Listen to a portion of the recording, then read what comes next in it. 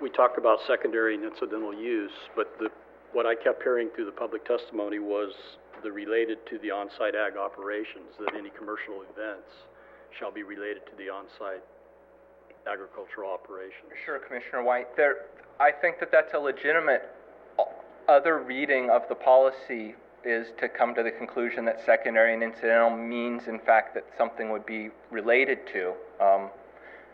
Our department, and through working with the wineries, that's not how it's been interpreted. I think that's the simplest answer. Could you elaborate on that a little bit? I mean, we could have themed weddings. If you have a pumpkin patch, you could, have pumpkins set out in the aisle or something, so, could the bride could dress as a or put a pumpkin, I don't know, right up in a pumpkin carriage. Dress, so, but if you could elaborate on that, how that, because that's that's... I think it's there's a variety of shades of gray, certainly, between what is now defined or classified as an agricultural event going into a commercial event, because clearly the intent is that they would both be commercial in nature, and so I can't tell you how staff is going to say if you have a pumpkin-themed wedding, whether that's an ag event or not. That's a good question. It appears that a lot of the ag folks want to be able to supplement their income with commercial events. How are you interpreting that today, whether it fits under your criteria as being related to the on-site operations? I think, to be clear, we have not traditionally interpreted it to need to be related to the on-site operations. You raise sort of the bugaboo that creates of what does that mean ultimately. And so we've been more focused on that you need to get it sized and scaled right, so it's not going to create problems. I think Commissioner Christie brought up a good point that if it's simply sized and scaled to the size of the property, we're probably going to miss the boat when we talk about really big properties, that there's probably a maximum size that we want these to be. That when we look at parking and all the other accoutrements that come with events, we should come up with here's the envelope we want this all to fit in and no bigger. And in that case, we can say that it's not going to, at least from our point of view, going to have an adverse impact on agriculture. So it sounds like if size and scale were followed under your guidelines, then you don't really have a concern with our department doesn't have a specific concern with it, no. With the relation to the existing But I do think that getting the size and scale right is critical, and of course we also clearly think that what I handed out in terms of identifying that there is a primary ongoing agricultural use is also very important.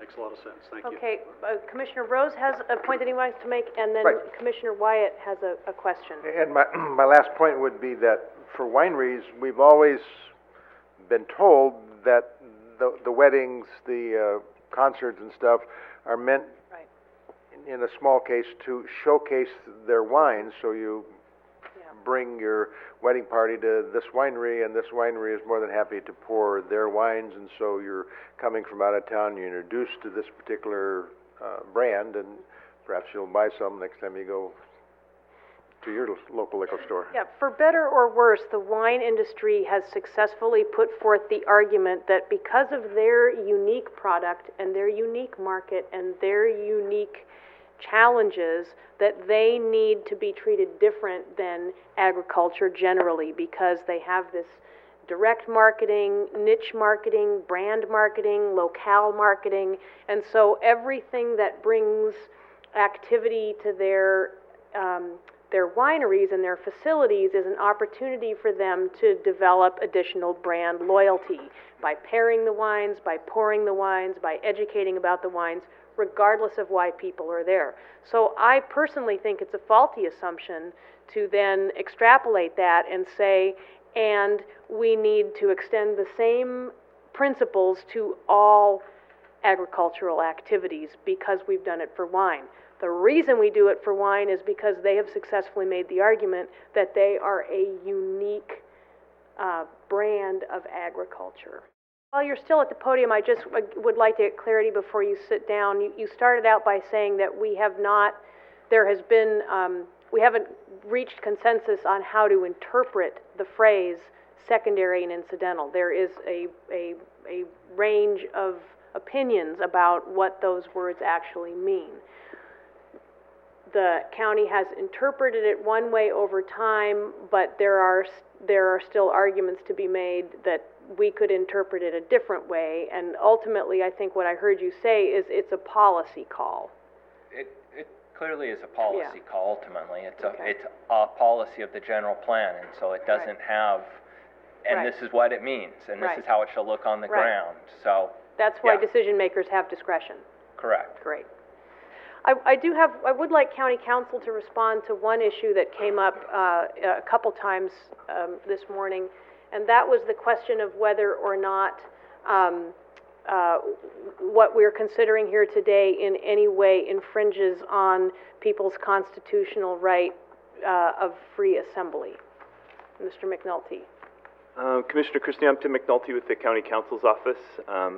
There probably is an infringement, but I don't think it violates any constitutional right. As one of the speakers pointed out, the government does have the ability to regulate the time, place, and manner of speech and assembly. I've reviewed what you've got before you. I don't see that it violates any constitutional limit on those things. I think you're working well within the area within which you have the ability to regulate those kinds of things. Particularly when we're talking about assembly on private lands where fees for admission are being charged. Yeah, of course, there is a difference between whether it's a place that's generally open to the public or not. And so in the latter instance, the one that you mentioned, I think you have even a greater ability to regulate it. Thank you very much. If we are going to have any more stakeholder input, it needs to be more similar to today. It needs to be involving everybody and anybody who does events, whether they're wedding photographers or whether they're nonprofits, little, nonprofit big. I don't know if that means actually a work group or just some more public hearings, some more public workshops, that kind of thing. I think we got a lot of really great suggestions today that staff may be able to work on their own. I don't really know how that would go forward, and maybe there's some other suggestions.